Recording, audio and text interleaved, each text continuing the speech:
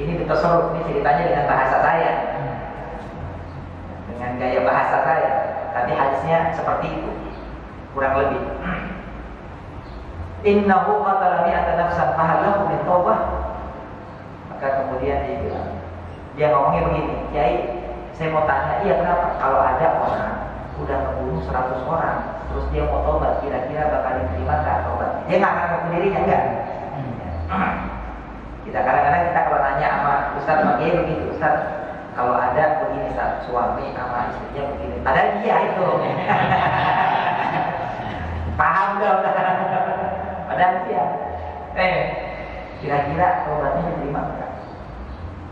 Oh iya, diterima. Apa yang membuatnya nggak diterima? Allah tuh terima taubat. Innallaha yaghfiru dzunuba jami'an. Allah itu menerima taubat dan mengampuni seluruh yang namanya dosa. Tidak ada yang tidak diampuni oleh Allah. Apa yang kemudian menahan Allah untuk menerima taubat? Tidak ada. Diterima taubat. Kemudian, Kiai, mohon maaf, orang itu saya udah bunuh 100 orang. Saya kepengen taubat sekarang. Bagaimana, Kiai?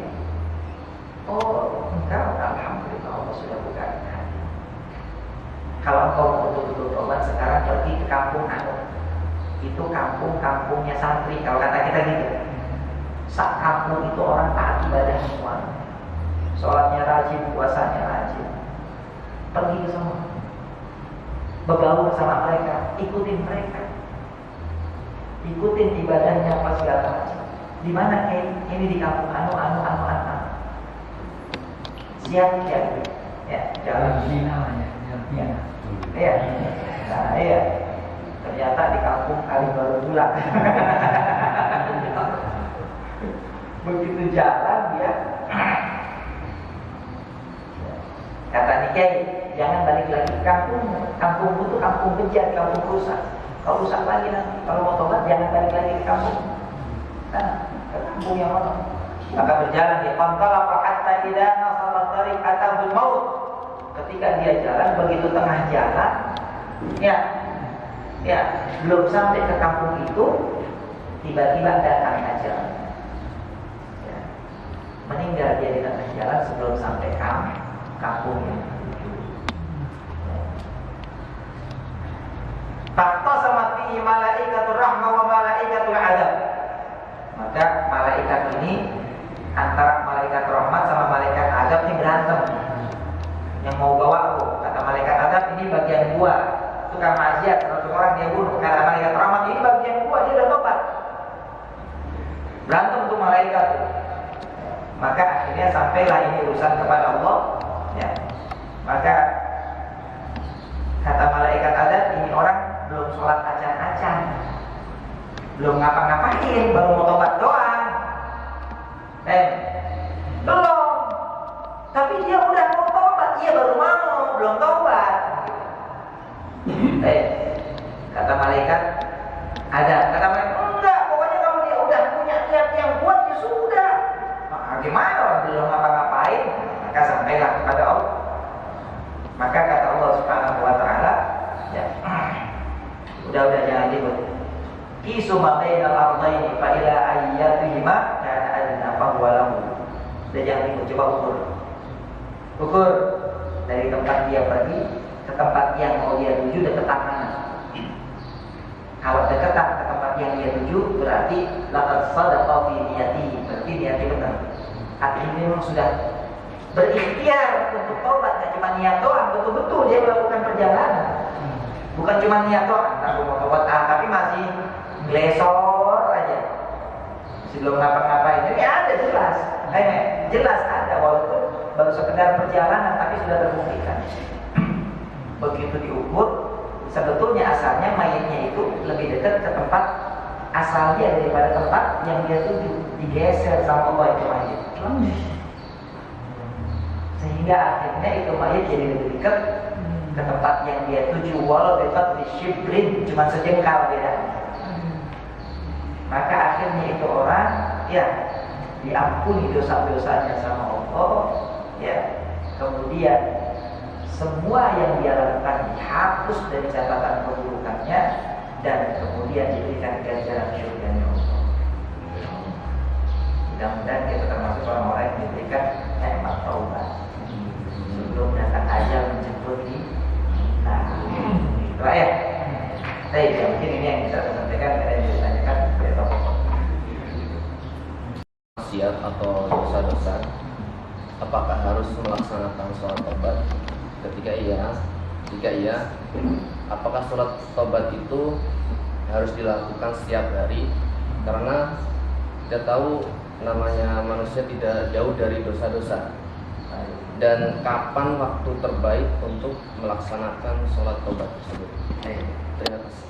Adnaba dzamban, barang siapa yang melakukan satu kesalahan, kalian tahu toh, maka hendaknya dia berwudu, sholat rakaatain, kemudian sholat 2 rakaat. Ya. Tsumma yastaghfirullah ba'da sholat, kemudian setelah dia sholat 2 rakaat, dia banyak-banyak membaca istighfar. Maka ulama mengatakan yang dimaksud sama Nabi ini, sebenarnya Nabi tidak mengatakan ini sholat taubat, tidak. Ya, tapi Nabi mengatakan siapa yang berbuat dosa, maka hendaknya dia memohon kepada Allah ampunan dengan sholat 2 rakaat. Maka karena ini sholat ada kaitannya sama dosa, maka sholat ini sama ulama disebut sholat taubat. Gitu ya. Dan sholat taubat ini boleh dilakukan kapan saja, selama bukan di waktu-waktu yang terlarang. Bahkan ada ulama yang mengatakan walaupun di waktu terlarang boleh dilakukan sholat taubat. Waktu terlarang itu kan 5. Sesudah sholat subuh, saat matahari terbit, saat matahari istiwa di atas kepala kita, saat sesudah asar, dan saat matahari terbenam. Itu 5 waktu ya, yang tidak boleh sholat. Tapi menurut mazhab Syafi'i itu sholat yang tidak boleh dilakukan adalah sholat sunnah mutlak atau sholat sunnah yang sebabnya ada di belakang. Adapun sholat sunnah yang sebabnya ada di depan kayak tahiyatul masjid, wudu, ya itu boleh tetap dilakukan walaupun sesudah asar, walaupun dilakukan di waktu-waktu terlarang, karena sebabnya duluan. Maksudnya sebabnya duluan apa? Dia melakukan sebab baru dia sholat. Tahiyatul masjid, sebabnya apa Pak? Masuk masjid dulu baru sholat. Sholat wudu, sebabnya apa? Wudu dulu baru sholat. Artinya sebabnya di depan. Boleh walaupun di waktu terlarang. Yang tidak boleh itu kalau sebabnya di belakang, seperti sholat hajat. Ya, sholat hajat itu kan yang kita kepengenkan ada di belakang. Ya, di sholat hajat, sholat mutlak itu tidak boleh. Ya? Nah, sholat taubat itu sebabnya di mana? Setelah berdosa. Aywa, ya di depan karena dosa yang kita lakukan. Ya, baru kita sholat. Maka sholat taubat itu tidak ada batasan waktu, kapanpun dilakukan. Boleh dilakukan. Mau habis subuh kayak, mau habis asar kayak, mau apa segala macam boleh. Tapi sebaik-baiknya dilakukan adalah di sepertiga malam terakhir. Karena di waktu itu adalah waktu yang paling mustajab. Ya. Dalilnya mana? Ya. Inna rabbaka ya'lamu annaka taqumu adna min thuluthay al-layli wa nisfahu wa thuluthahu wa ta'ifatun min alladhina ma'ak faqra'u ma tayassara min al-Qur'an. Surat Al-Muzammil. Sesungguhnya Allah tahu bahwa engkau itu suka bangun di 2/3 awal malam, atau di pertengahan malam, atau di sepertiga malam akhirin. Allah yanzilu fi kulli lailatin ila sama'i dunya. Sesungguhnya Allah turun setiap sepertiga malam terakhir ke langit bumi. Maksudnya apa turun itu? Turun rahmatnya, turun rahmat dan ampunannya. Sehingga sebaik-baiknya waktu untuk sholat malam itu sepertiga malam terakhir. Maka sholat taubat itu boleh dilakukan kapan saja, tapi memang waktu yang terbaik itu sepertiga malam terakhir. Tapi jangan menunda-nunda kalau kita mau bikin salah. Ya, bikin salah. Misalnya apa? Bikin salah kita habis melihat yang demplon yang pening-pening, ya, langsung kau setelah itu ambil wudhu sholat itu. Jangan minta malam aja aku sholatnya saat itu. Karena kata Nabi man adnaba dzamban, siapa yang melakukan dosa saat itu langsung. Apakah itu wajib? Tidak wajib. Itu sunnah. Tidak ada sholat yang wajib selain daripada yang 5 waktu. Ya, tidak ada yang wajib selain yang 5 waktu. Jadi sholat taubat itu apa? Sunnah saja. Sama seperti sholat witir, sholat duha, sholat tahajud, dan sholat-sholat yang lainnya selain sholat yang fardu. Maka ya ini adalah salah satu ikhtiar. Ya, sebetulnya ulama yang menyatakan begini. Kita ini ketika melakukan satu maksiat, maka tempat di mana kita melakukan maksiat itu menjadi saksi nanti.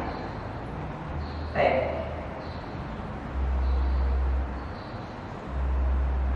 Idza zulzilatil ardu zilzalaha wa akhrajatil ardu athqalaha wa qala al-insanu ma laha yawma idzin tuhadditsu akhbaraha. Di hari itu ya, tuhadditsu, bumi, langit, apa semua segala macam alam semesta ini, tuhadditsu akhbaraha, akan menceritakan apa yang terjadi di atas punggungnya saat dulu masih ada di alam dulu. Ya Allah dulu si Antum di sini begini, ya Allah si Antum dulu begini sini, ya. Semua akan menjadi saksi. Maka saat kita bermaksiat, itu pun juga bumi tempat kita hijab akan bersaksi di hadapan Allah bahwa dia dulu pernah bermaksiat waktu hari sekian, tanggal sekian, jam sekian di atas punggung saya dengan maksiat begini. Makanya itu lama katakan, kalau kita melakukan satu kemaksiatan, melakukan satu dosa di satu tempat, jangan beranjak dari tempat itu kecuali kita mohon ampun kepada Allah.